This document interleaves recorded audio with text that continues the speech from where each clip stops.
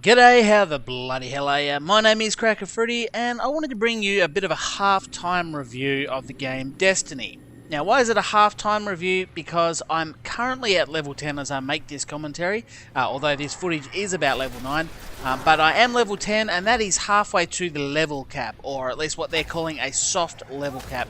So I thought this is a pretty good time to give you an update on my thoughts of the game so far, my opinion, and a bit of a mini review. I obviously reserve the right to change my judgment. I'm only halfway through the game, so my opinions could change for the better or the worse, but nonetheless, I wanted to run through what I'm thinking at this point, because it's always interesting to see what people are thinking midway through the game as they're playing it, rather than always waiting to the end when opinions could have changed, so on and so forth. Anyway, I'm going to hop straight into it, so I may as well start with the positives. First of all, the game looks fantastic, it really does. I mean, it's not utterly going to blow your mind amazing with graphics, but it is a really nice looking game. It's great to see full 1080p on a console, playing on my big 60-inch TV. It really is a nice game to look at, and in terms of the actual world itself, the backdrops, the scenery, it is really quite breathtaking, some of it. So, yeah, I really like the art design and the setting, and you know, they've done a lot with the planets and that kind of thing, so I certainly give it a big tick in terms of the graphics of it. But of course, the important thing when it comes to most games is the less superficial stuff, and that is the actual game mechanics, which I am happy to say are really quite solid. You can tell that there's a certain polish that Bungie has brought to this, experienced developers, and also a massive budget. I believe it was $500 million was spent producing this game, and in certain aspects it really does show the polish of the game, the way the game plays and works, and everything like that. Absolutely fantastic, can't fault them. It really is as good as any first franchise you'll come to, and probably as good as many other games in the terms of simple mechanics itself. The gun mechanics are fantastic, it feels great, they're good to use, they work well, exactly how you'd expect them to. Again, it oozes that polish that you'd come to expect. The melee attack as well is absolutely awesome. I actually love using the melee attack, or melee attack, however you want to pronounce that. It really is fantastic. You get that big thud, and honestly, you get the impression that you've actually hit the enemy, you can feel it. You get a flash of light on the screen, and it actually is so good that it really does give you the chance to use it as an incentive to not use ammo. You can just sort of, get into the melee attacks. I really love that. They've done a fantastic job of that. The game is actually a little bit more MMO than I ever expected it to be, and there are some really cool features. I mean, it's always good when you're bumming around a map, especially when you feel a little bit alone and disconnected from everybody. It is good to see some randoms running around, and on the odd occasion, you can sort of help them in a fight, or they will help you along your travel, so that's always cool. And as well as that, there are also some random events that happen, and they're obviously designed for sort of everybody on the map. A lot like a proper MMO would play out, something like your guild wars or such.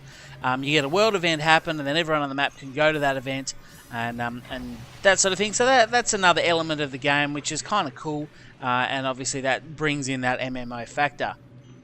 The PvP arena is great. You can tell that there's the polish there, the history in their first-person shooters is there, and it just shows through. This is not new territory for them, and as much as it's sort of an addition to the game, it sort of also plays out. They really did do a good job of it, and you can tell that they've had that background in games such as Halo. At the same time, I don't know how long I could spend in that PvP arena, simply because it isn't a full game, it's a feature of another bigger game, so you don't have as many maps and you don't have as many things going on. But anyway, it's certainly a great place to hang out, and I'm sure some people would be able to spend hours and hours on end in there. But moving on to the negatives now, going back to that PvP arena, it's very, very unbalanced. So if you're a level 10 or a 9 or an 8 or whatever you want to jump in, unless you're up against another whole team of the same level people, you're going to get your ass kicked. I jumped in as a level 8, and I think everybody on the other team was level 20 or even above, because obviously it was a soft level cap. You can over level, so you're level 24, level 25, and you simply don't stand a chance. So I think they could probably do some more to balance it. Until you've hit that level cap, I'm really not sure that I'd be spending a lot of time. I certainly won't be spending time in there until I get to that level 20 or above. You can just tell their weapons are so much better than yours. Your armor can't handle it. So yeah, that's not fantastic, especially for newcomers who want to try it out and jump straight into it. Also, going back to those MMO features I was speaking of before, you do see other people on your map, and that's always kind of cool, but in my own personal experience, those other people, they've been nothing more than dance partners. You go up and you can try and sort of get their attention, but if you need help, if you're just trying to beat a certain part of a level and you're not succeeding at it, you're not the right level or whatever, and you really need help, you actually happen to see someone coming past, first of all, no one really seems to stop or look after you. And second of all, trying to interact with them is really quite difficult. I'm going to quickly show you here what it's like to try and interact with someone. So you're out in the world, you finally see a player and you think, yes, I could do with your help. So you run up to him, you think, right, what do I do? You've hit your R3 once you've aimed at him, brings up this, join fight team, you can't do that. You could invite him to yours, but he'll probably say no. And then you can inspect the player, so you look in here, is there an easy way to quickly talk to him? No, there's not. Okay, that's fine, I'll leave that, and he's gone. So there goes that idea. I understand they're trying to do new things here because it's not on the PC, not everyone has a keyboard sitting there, but they've got to come up with some easier commands or just some way. Otherwise, these people running around, they're completely useless. There's no point in having them there if you can't easily interact and go, hey, fella, do you have 2 minutes to come and help me defeat a certain thing? Right, my next point of issue is the story, and I think herein lies Destiny's weakest part of the game. So I'm quite a long way into the game, I've put a number of hours in, I'm about level 10, halfway through. I have no friggin' idea what the hell is going on. To say that the storyline and plot is thin and weak is probably being slightly generous to it, but they don't even give you a decent storyline to go off from the get-go. Let's go and have a look at what happens at the start. Okay, so we're on Earth. Clearly things aren't as they should be. We could be at the tip here or a scrapyard where cars go to get crushed, scrapped. I don't really know what's going on. It did show an overpass before, so whatever the case is, Earth is not as it should be. There's this strange little robot thing floating around. This is voiced by Peter Dinklage. We'll get to that later. But let's call him Dinklebot from now on. So Dinklebot's floating around, and there's some guys watching him. Who are these guys? Turns out to be some pretty badass looking aliens. Once Dinklebot discovers the thing he was looking for, aka you, he revives you and Guardian. You wake up to this. Eyes up, Guardian. It worked. You're alive. You don't know how long I've been looking for you. I'm a ghost. Actually, now I'm your ghost.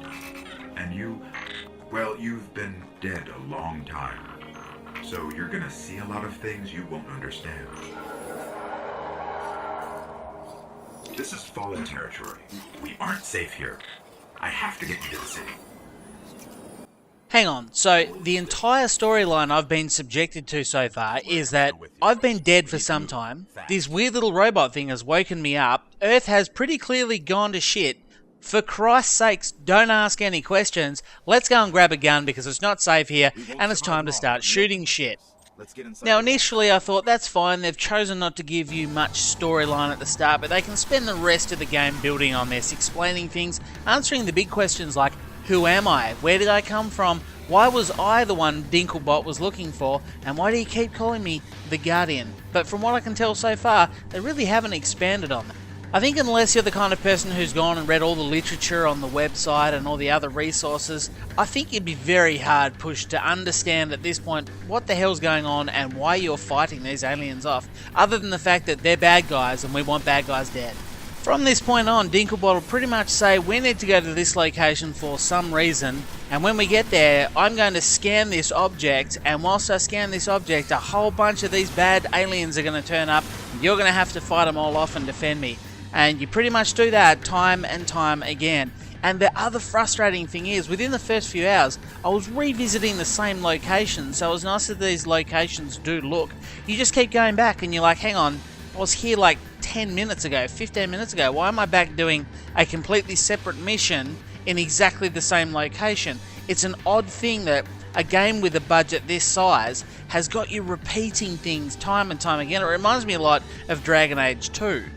And without getting into too much detail, some of the other things that I really don't think they've done overly well. The voice acting, they must have paid a fortune for Peter Dinklage, and I'm actually a fan of Peter Dinklage, but I don't know if they just kind of sent him a bit of paper with the words on it and told him to record it at home. I don't know, but they're very uninspiring, and he just seems to have no real idea what's going on, no context in which he has to deliver these lines, and unfortunately for him, his voice acting is not overly inspirational, and nor is anyone else's in the game. I don't really rate it that highly. They probably could have spent some of their massive budget making sure that the voice actors knew what they were talking about and actually had the right inflections on the word. Also, this game does play out a lot like Borderlands. That's fine, I'm a huge Borderlands fan, but one of the best things about Borderlands is going collecting all the loot. This game seems to have bugger all loot. Like, you walk around for a long time, and other than the odd shitty item of clothing that'll pop out, there's not a lot of loot to be had. You'll see the odd box pop up somewhere, but, you know, if you're looking for a loot-tastic time, this is not going to be the thing. Probably another issue I have is with the amount of weapons. So again, if you go back to Borderlands, that obviously has a ridiculous amount of guns that Destiny probably had no interest in replicating, but there's really only a very small selection of guns, and you don't find new guns altogether. You might already have a shotgun, and then you'll just find another shotgun that has higher stats. But it's still the same sort of shotgun, it still looks very similar, so it almost seems like just laziness that they haven't made 50, 70, 100 different sorts of weapons you can pick up that have slightly different effects. They're just all pretty much your standard 10, 20 guns, but you just find different ones of different levels. Right, now going back to the actual storyline and how thin it is, you can kind of look past a lot of that. If you're in here with a couple of friends, the storyline tends to bog you down a bit with those types of things anyway. You want to go and get your mission, go to the place, have all the hordes and everyone move in and attack you, and you can fight it, try and collect what loot the game does spit at you, and then rinse and repeat. And it can kind of be fun because you're with friends and you're talking through it, and that's all fine.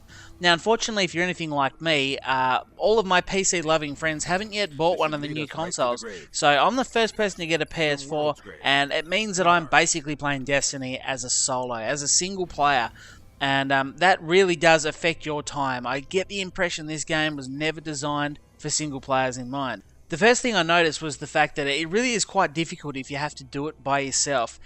You go into some of the levels and it might say 1 to 3 players on it, but the reality is if you're by yourself, when you get to the end and they block the respawns, it's really difficult. You get a heap of guys moving in and you can run out of ammo quickly, you're waiting for things to recharge, and your abilities do take a hell of a long, frustratingly long time to recharge, especially the powerful ones that you need to clear out the big bosses.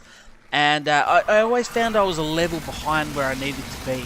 So, yeah, I'd play through, I'd jump into a level, and if I wanted to continue on with the main storyline, I was going in maybe as a level 6 when the actual mission itself said level 7. Now that's fine and you get through it, but when you get to that final big fight at the end where they're throwing waves and waves of enemies at you, and you're all solo, they're a level above you anyway, it becomes really quite hard, which means you die a lot. And because you've got no friends there to revive you, and because in that section of the game it stops respawns, it means that it reloads you at the last checkpoint, which is always right before the big fight. So you can spend 10-15 minutes killing 3 waves of things, get to the very end, the final big dude takes you out. That's too bad. You get up, you got to do it all again. I think that breaks immersion and frustrates the hell out of me. I'm sure there's some Dark Souls 2 guys who that wouldn't even bother, but for me personally, that shits me to tears when you do 5 or 6 times and you got to start from the very beginning of the fight and you've got no help, they're a level above you, then that creates frustration. The only way that I found to solve this was either go and spend some quality time in PvP getting your ass kicked by people double your level, or you go and grind it out. You go into some of the side quests where you just walk around on the moon, for example, and you'll go and pick up a quest and it'll say, go and collect 10 miscellaneous items, whatever they are. They'll drop out of enemies, so you walk around, you kill enemies, pick up those 10 items, move on to the next mission. It really isn't the most interesting game to grind on. And when you have to grind for gear or grind to level up so that you can go into these level 8 missions as a level 9 person, yeah, that's not something that I think you should be doing this early on in the game, and again, detracts from the actual value of the game itself. So I'm going to wrap this up now. I never intended on this mini review going for so long, but I had quite a lot to say. Now, I started with the positives, I finished with the negatives, and they kind of balance each other out. As many of the awesome things Destiny do, as many of the things that they got exactly perfect with this game, they seem to have missed a lot out. It does beg a few questions as to where that massive budget went. Certainly did create some polish in terms of playability and how well it runs and how it looks, but you know, seriously, I would have thought at some point they would have gone, this storyline's pretty thin and it's got some issues. If you're looking at this review to see if you should bother buying it, I would say if you're playing solo by yourself, you don't know anyone that's going to be jumping on and helping you out, then I really don't know that I can recommend it in all consciousness. I'm not going to say no, and I wouldn't say that everyone won't get enjoyment out of this, because people will. It is still a solid game, but it just doesn't play that well. I think if you've got a few friends, then I would probably encourage it more. Now, because it's only halfway through the game, I'm a little hesitant to give it an actual score out of 10, but with such mixed emotions, like a part of me gives this game a 4 out of 10 and a part of me gives it a 9 out of 10. You've just kind of got to put them together. So the way I'm going to do that is, if you're going to play this game all by yourself, then I would rate it a 6 out of 10. And I think if you're going to play it with friends and you get that little bit of help, I'd probably bump that up to about a 7 out of 10. But again, I want to emphasize this is only about halfway through the game. I'm looking forward to getting to the end of the main storyline. I'm looking forward to getting to the end game content. And I'm also looking forward to trying the PvP when I'm actually leveled up enough that I'm not insta-dying from their OP weapons. Well, they're not OP, but in comparison to my level. Looking forward to doing all of those things. Plus, there's the raids that have come out. I still have so much of this game to explore, but about halfway through the game, I've got to say I'm not in love with it. It's okay. It's a decent game. It does a lot of things well, but it does a lot of things badly. So, if you've stuck it out to this point of the review, I do thank you. I much appreciate your attention this entire time. It's been a long video. If you could leave it a like, it would help me out a lot. And also, remember to hit subscribe. I'm going to put more Destiny videos up of the fun stuff. I'm not going to be focusing on the negative stuff. And I'll also do a follow-up review at the end of the game, and we can compare notes as to how good or bad or inaccurate this little review was. But anyway, thanks for watching, guys, and hopefully I'll talk to you next time.